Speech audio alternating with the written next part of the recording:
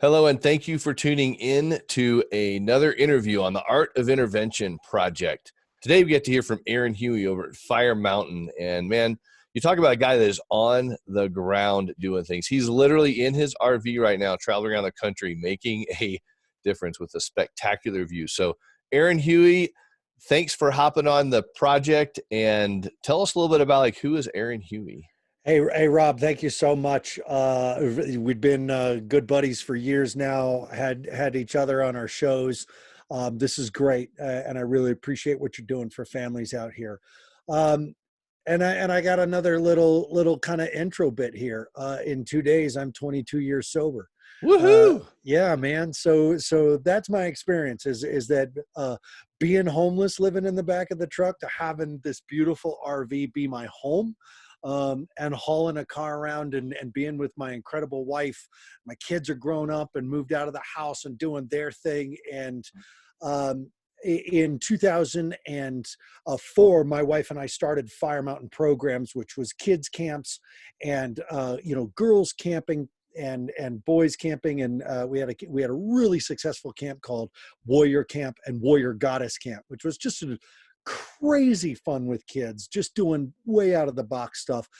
And through the years, that turned into rites of passage work for teenagers. And that's really, really important work. In fact, no one believes, everyone believes that we should be doing rites of passage work with kids, but very few people actually do it. We did it. We had a really successful run. And during that time, we noticed that there was a very small percentage of teens who were coming through our rites of passage camps in the summer and going home and really struggling. And about 3% of these kids, boys and girls, would go home and suddenly there was drug use, and cutting would get really, really bad, and pornography was an experimentation first, and then it was different. And parents would contact us, and we found out a couple things when we really analyzed the results of our very successful programming, which was these parents were using rite of passage work when their kids actually needed treatment, and that there was a big difference between motivating a teenager and doing a therapeutic intervention on a teenager. And that prompted my wife and I to say, there's another gap we got to fill. This is another problem we need to solve. So in 2009, we founded Fire Mountain Residential Treatment Center. It's now in Estes Park, Colorado. Last year, in 2019, we were awarded one of the top 50 healthcare providers in the United States. Wow, congratulations. Thank you. We're gonna clap to that one. I love it. We have a very successful program for teenagers ages 12 to 17 who are dealing with mental health issues and dependency issues. And I say dependency because it's not just about drugs and alcohol. We would never call a child an addict, but we can definitely say that children are exhibiting dependency issues on cutting, on running away, on suicide, on drugs, on alcohol, on marijuana, on all kinds of different things, social media, video games, internet addictions. So we are a dual diagnosis facility, 4-month minimum. We have an incredible success rate. And my work went from working directly with the kids and then directly with our staff. We brought on an executive director and a clinical director who just are both a dynamite, amazing people. And now my work is primarily intervening on parents whose kids are in treatment. I have a podcast called Beyond Risk and Back, which is to support parents and, quite frankly, to help families keep their kids out of treatment. That's my job now. They're in treatment, to help parents recognize that they have to do the work or their kids' work will not matter. And I that's a strong, provocative statement, but it's the truth. If the parents don't change, the children's change won't matter. Mm.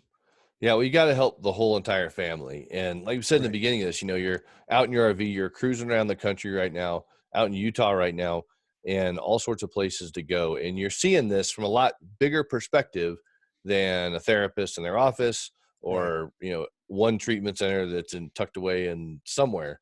Right. And it's a beautiful place. I've been there. I've met your staff. It's amazing. But we are talking about the whole entire family system. Yeah. So when you say you talk to parents and say, okay, your son's in treatment, daughter's in treatment somewhere, getting help, whatever it looks like.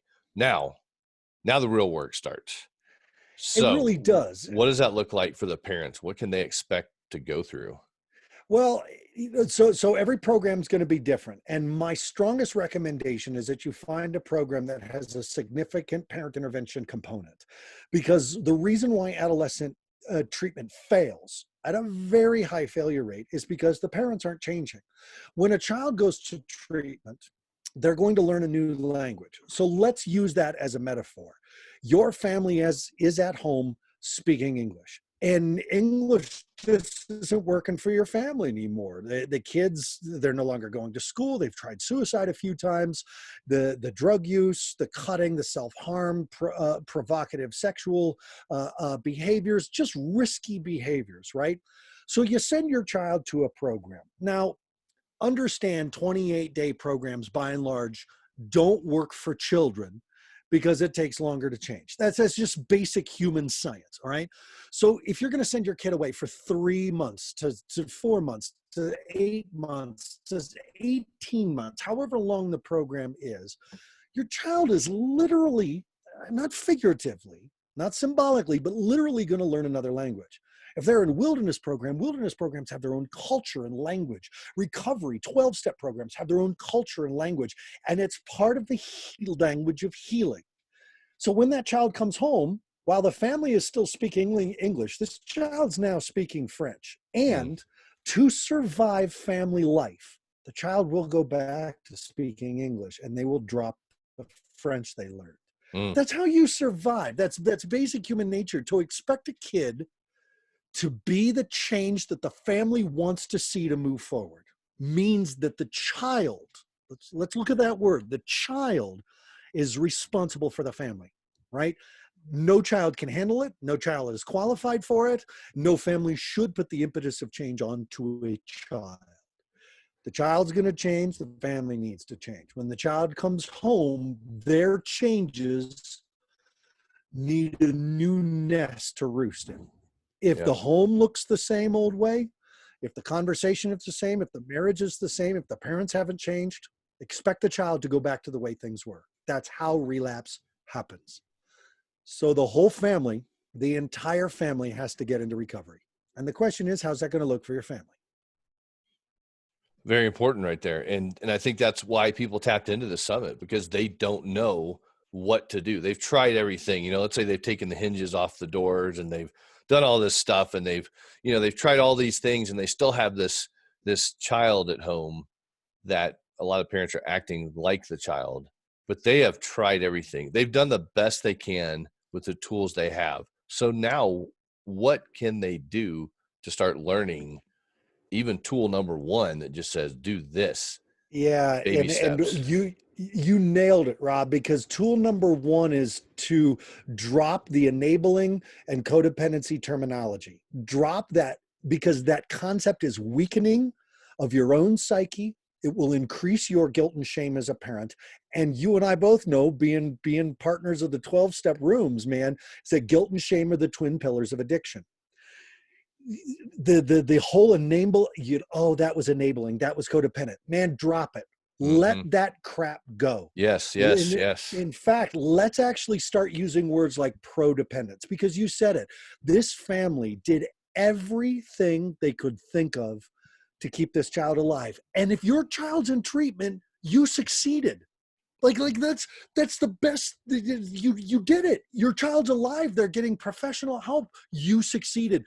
The screaming, the yelling, the crying, as bad as it might have been on the family, and even though it's something we absolutely don't want to repeat when this child comes back, the negotiating, the bargaining, the hoping for a harm reduction instead of abstinence, like whatever you tried, if your kid is in treatment, you did it. Good job.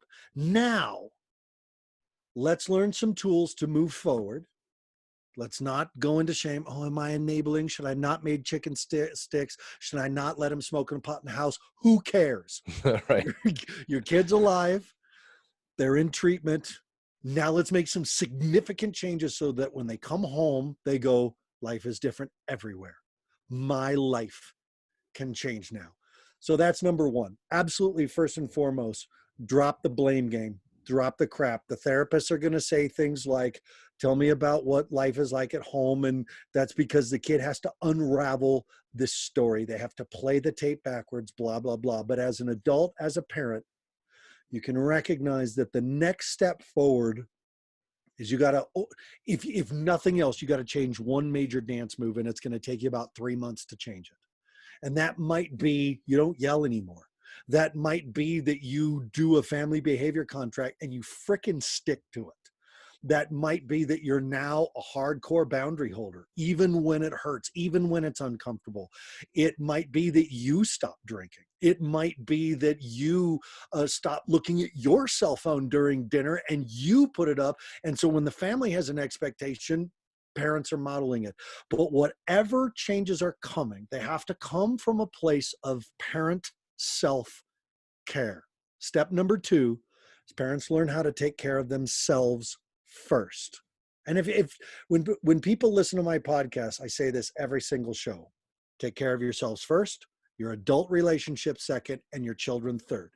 Now that's hard for a parent because we are designed that our kid's struggling, I have to solve problems. And that is true when life and limb is on the line. Your child is suicidal, your child's doing intense drugs, and their life is in danger. Suspend every rule. Do whatever it takes to keep your kid alive. Lock them down, transport, take the doors off, hide the knives. Doesn't matter what you think of. If it keeps them alive one more day so you can get the help you need, do it. But once the kid goes into treatment, a new paradigm must be set, and that's self-care. Parents don't take care of themselves in the right way, right? We're busy at work. We've lost our job through the COVID crisis. We're hustling to get something new going. We're figuring things out. We don't like our jobs. We're unhappy. Our bodies aren't in the best shape. Our kids been acting out. We haven't been sleeping. Our idea of relaxation is we come home from work, we lay down on the couch, we binge watch Game of Thrones and drink 3 glasses of wine, right? That's not self-care. That's avoidance behavior, right? Self-care means the basic 5. The water we're drinking, the food we're eating, the exercise we're getting, right? The food, the water, the movement, the sleep patterns. And then we tend to our adult relationship. We look at that marriage that has struggled while the kids are struggling. So rule number 2, right? First step is drop the blame game. That's not going to help or heal. Rule number 2 is self-care. Your attention goes on to your mental, physical, emotional, spiritual, and financial well-being. And you take care of yourself. The next step, that's when we start talking about our adult relationships. I bet you that scares a lot of people hearing that in some ways because it is so stressful at home, right? And those have been completely strained to where the person that used to be madly in love with is now your enemy because you want them to go get help and all those. So diving in now to the relationship part. Let's hear it. Well, and let's dive in by looking at the fact that if we're not taking care of ourselves, how well are we going to take care of our spouses or our relationship? Right? Rob, I stalk you on Facebook. I watch when you post your exercise videos and when you're being at the gym and how you balance your spiritual life and your work life and your own personal health and well-being. Like that's how you tend your marriage. That's how you take care of your spouse, is you take care of yourself, so that when you show up to have that really uncomfortable, difficult conversation with your spouse, you're actually in the best possible frame of mind. Why? You're eating right, you're drinking lots of water, you're sleeping well, and you're exercising. All that energy that you're putting into, I don't like the way he blah, blah, blah. I don't like the way she talks to, she's enabling. He's doing this. They're teaming up against me. Go lift some weights. Yeah, right. Oh, you're feeling all that. Because A, you will lift more weights than you thought you could. B, you will work out longer, and you will start to exhaust that extra energy that is going into that spin cycle. And when you come home and you sit down, you will feel better about yourself. You will feel healthier. And so you will have healthier conversations. And now the self-care of the relationship looks like, Man, in the past 2 years with our kid or kids struggling, we haven't had a date night. Mm. I haven't actually sat down and wrote you a love letter. We haven't just like sat and breathed for 1 minute, one single minute, just holding hands, looking at each other. It's weird. We start to giggle, but all we're doing is breathing, right? And that's the relationship care. Just saying, how you doing?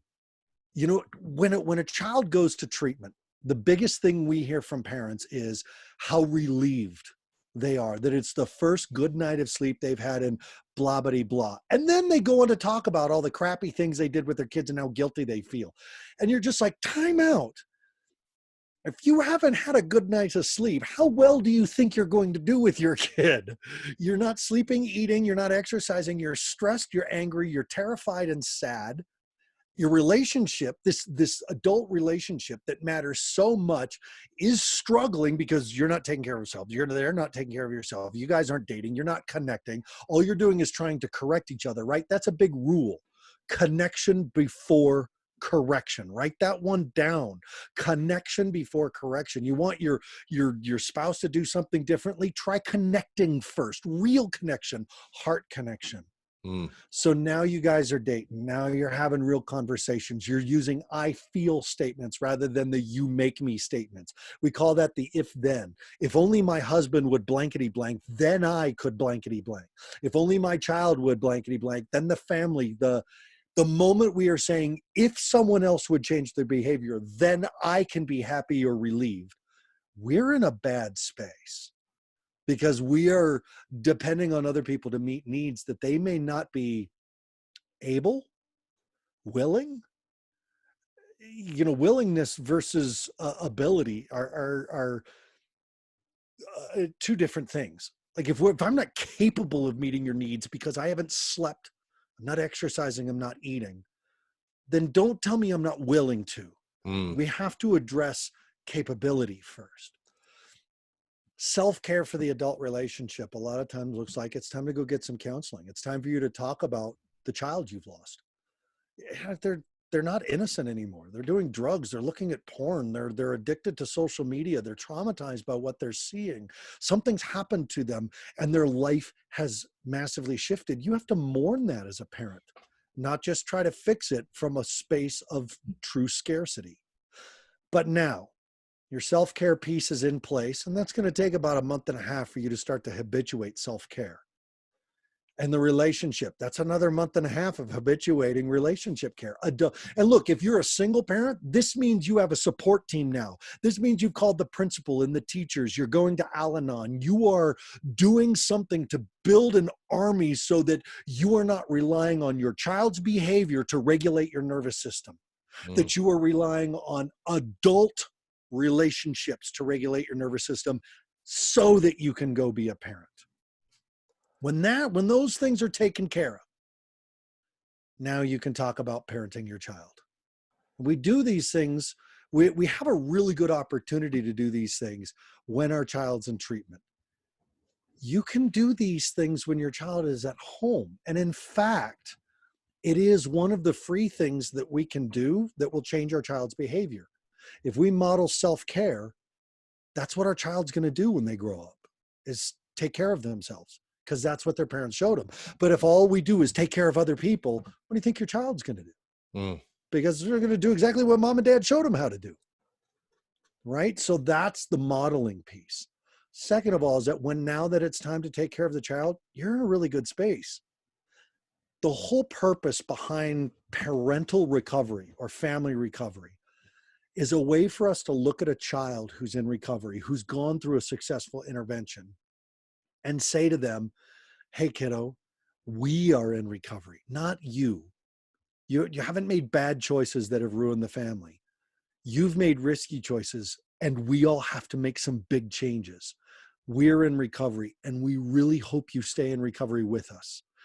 And the purpose of that is because your child may not recover. Like, that's always a possibility. Your loved one may not recover, but that doesn't mean you can't.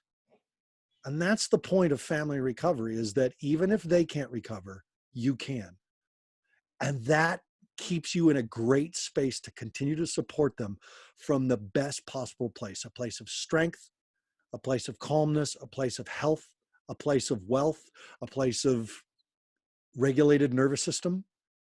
If you have a child and they're acting out and they're at school and every time the phone rings, your heart goes up, you don't have the strong nervous system in the home. And your child's living in a house where they do. They're screaming, they're yelling, they're high, they're video games. You tell them to turn it off. They call you names. And so you back down. They have the strongest nervous system. Doesn't mean best or healthiest. It means strongest. So this is how we take our homes back. We take care of ourselves. We take care of our adult relationships. Then and only then do we take care of our children.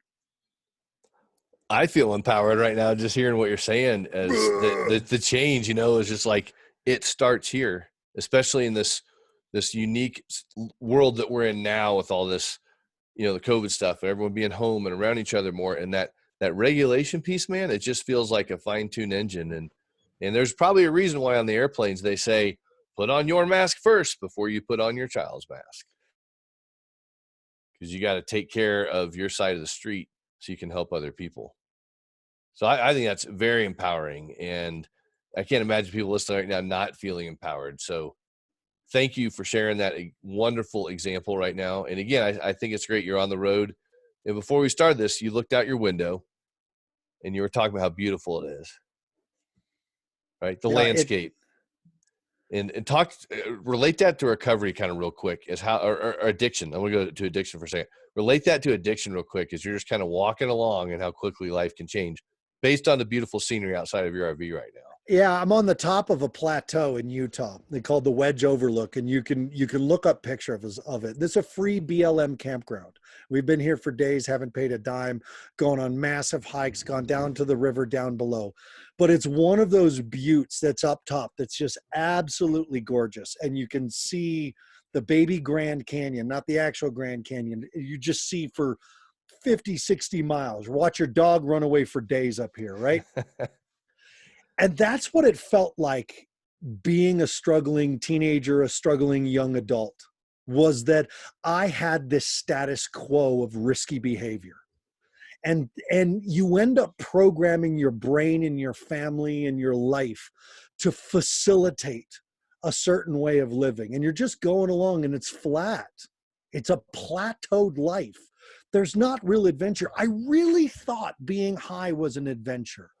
Right? I was having all these hallucinations and I was on acid and marijuana and drunk, and my mind, the imagination, and I could talk to gods and on and on. And I never left the couch. It wasn't a real adventure, right? It was a big lie.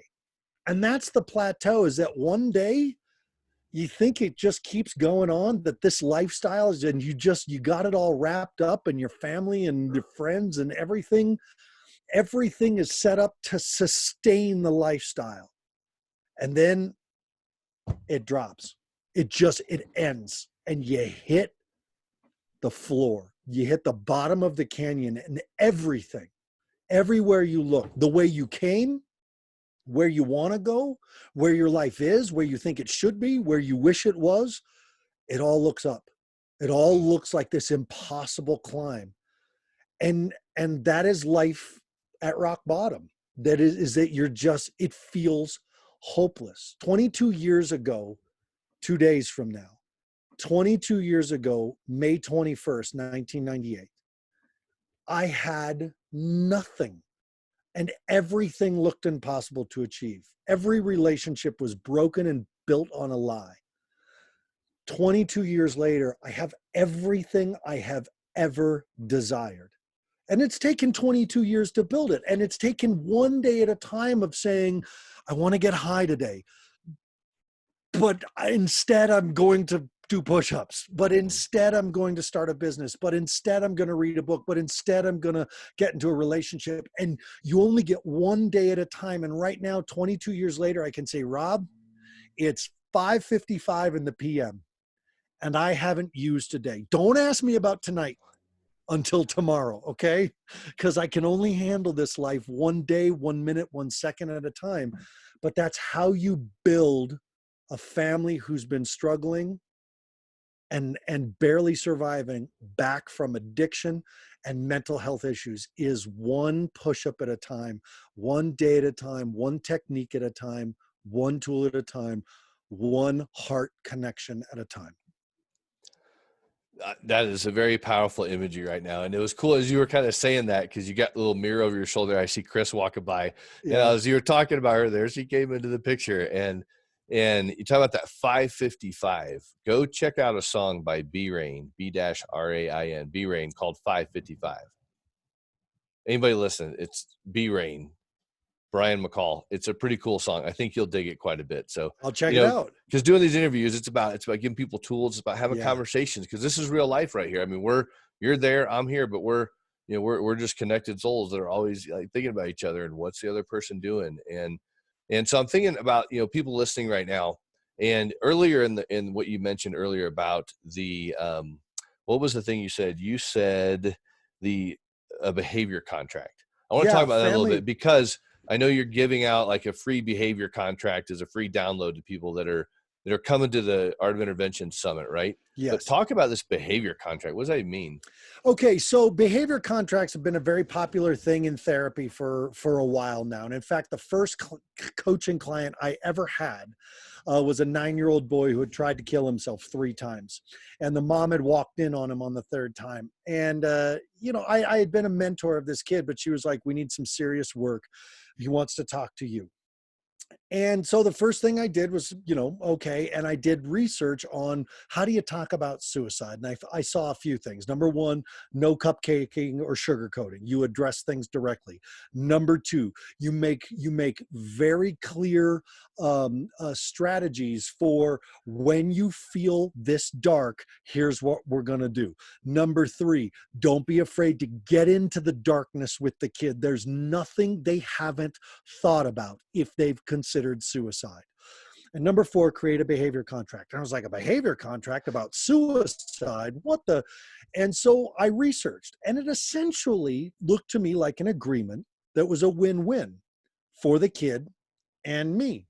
Right? Because I'll win if he stays alive. I love this kid. I want to see him succeed and survive.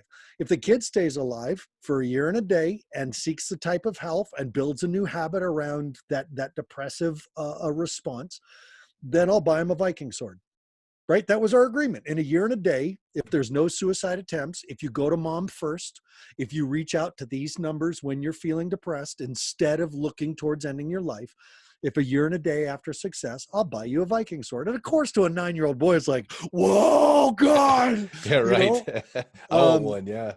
So this young man has recently graduated college with a degree in Nordic studies and is looking to get his master's degree doing archaeology in Iceland. Is that the coolest thing or what? Wow, that is like foreshadowing right there. I mean, that's crazy cool.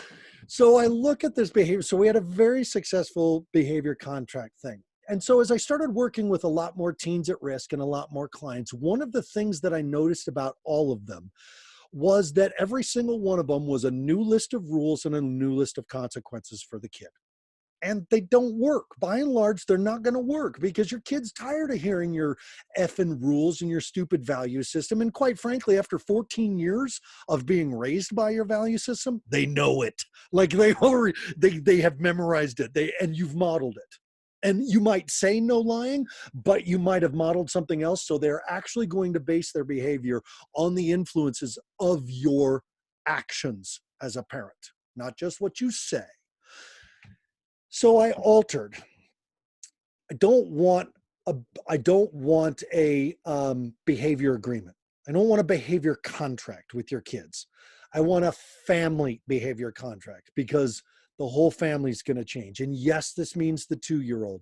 Yes, this means dad who's been totally isolating and compartmentalizing the issue and going off to work and not thinking about it and just coming home and being frustrated. Or the mom who just keeps creating an environment where there's no real boundaries and there's no real, and she's never really getting mad because she's afraid if she gets mad, he's going to kill himself. Everybody goes under contract. And so what we're going to do is not just set up expectations of the child who's displaying risky behavior, but every freaking person in the family so that the child can feel like It's a system issue. It's a family issue, not a black sheep issue, not an identified patient of the family issue.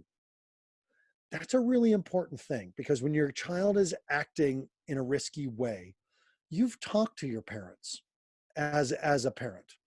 You've talked to your you've talked to your brother, you've talked to your sister, they've talked to their kids, they've talked to their spouse, and in the next family reunion, everybody's freaking walking on eggshells around your kid.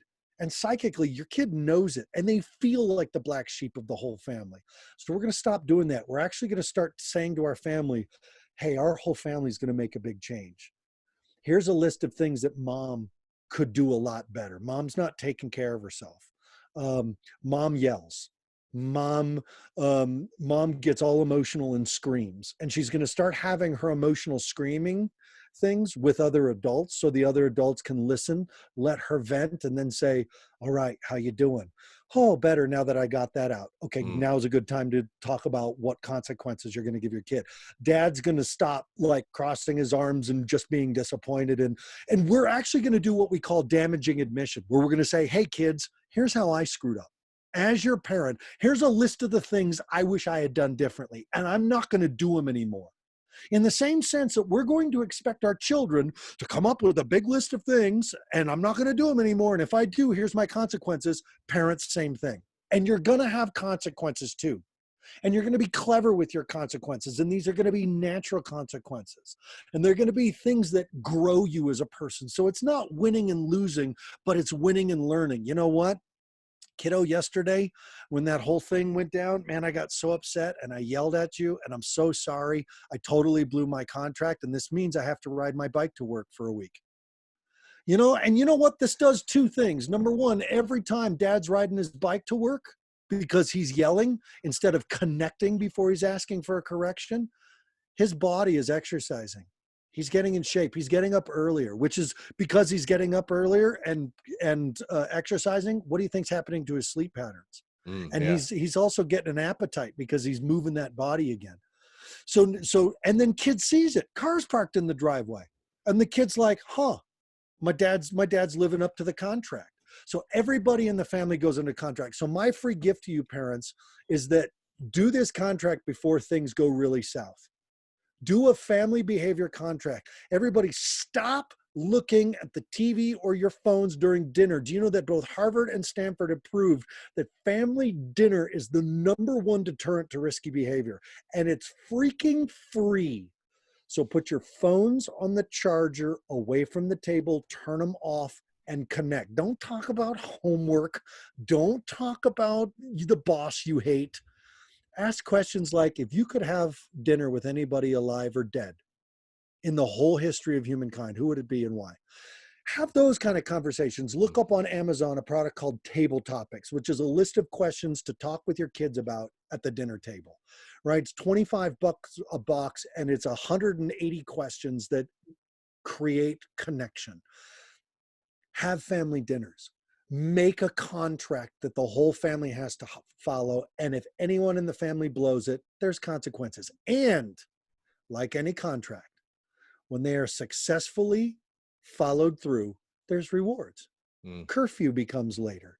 There's a half hour extra of media time given.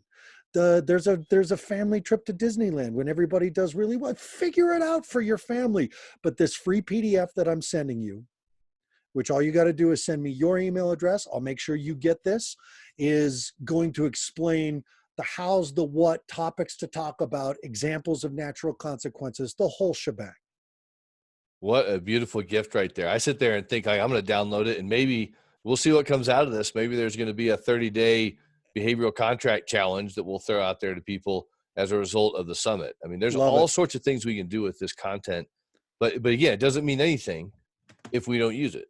That's right. And Great if parents don't information, model Aaron. it. Yeah, great information, Aaron. But if I don't use it, it doesn't mean anything. So, guys, like, what are a couple parting words you want to give to our audience right now to maybe encourage action? Seek support. You're not alone. Every parent weekend that I do with the families of the kids at our facility, I ask these questions. How many of you have had your kids steal your car? And the people up in front always raise their hand. And I say, turn around and look behind you. And they turn around, there's 8 other parents with their hands up. And I say, how many of you have had your kids so angry at you that they called Child Protective Services and told them some lie and you got investigated? And now all the parents are looking around and hands go up and they're like, you too? Oh my God, like it almost destroyed. And now parents are connected. And now you can start to correct. Parents, you need to recognize that support, free support, support that you have to pay for, all kinds of great galactic interweb. Um, and you need to know that it's there. My podcast, Rob's podcast, this summit, it's out there. Get support, recognize you're not alone, and then stop acting like you're alone. Get out there, be honest, be brutally honest with people about what you're dealing through with, and you'll be blown away at other parents who go, yeah, me too, especially at an Al-Anon meeting. Oh my God. That's power right there, you guys. This is Aaron Huey up at Fire Mountain, but also on his podcast show, Beyond Risk and Back. Make sure you use these tools, you guys. It's an amazing opportunity to help change your family system. And thank you so much for being a part of the Art of Intervention project today.